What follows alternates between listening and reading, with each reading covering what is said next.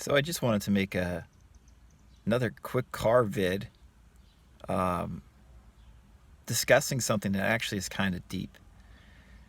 If you're looking for something highly practical and pragmatic, this video is probably not it. But if you want spiritual insights from Tim, I'm hesitant to use that word, but if you want my spiritual take on something that a lot of people are discussing, on YouTube about like creating your own reality and manifesting, this might be a good video for you to watch. One of my pet peeves with the law of attraction, especially how it's kind of explained superficially a lot of the time on YouTube and places like that, other social media venues, is that like you create your own reality and you can create anything. That's what we hear all the time. And I just don't buy that.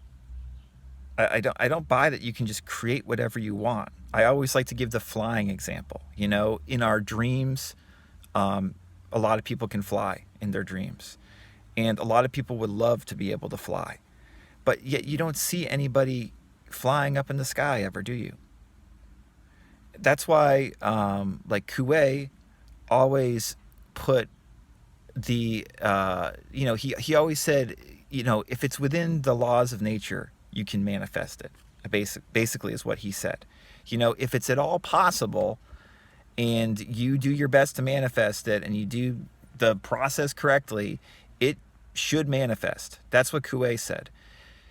A lot of law of attraction teachers, say you can manifest anything you want, and people interpret that very literally. They don't interpret it in the way that Coué said it was, where, if it's at all reasonable, it will happen. But that doesn't mean that anything's going to happen. That doesn't mean you're going to start flying, even if you are visualizing flying and feeling as if you're flying for weeks and weeks and months on end. Chances are you're still not going to fly, right?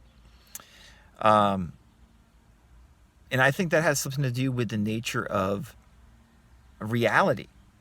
And the nature of reality is humbling and far greater and better than what our mind can conceive. This is what I talk about in The Joy of Not Thinking, and really talk about throughout my books. What's going on underneath our conscious creation, what's happening underneath that, is far deeper than what we can think about rationally and conceive consciously. I was reminded of that yesterday. We have one of those Zen calendars in our house, and there's this great quote from Dogen, who was basically one of the founders of Japanese Zen, really one of the iconic minds in the history of Zen Buddhism. And he has this quote that says that the self advances and confirms the 10,000 things is called delusion. That the 10,000 things advance and confirm the self is called enlightenment. That's a heck of a quote.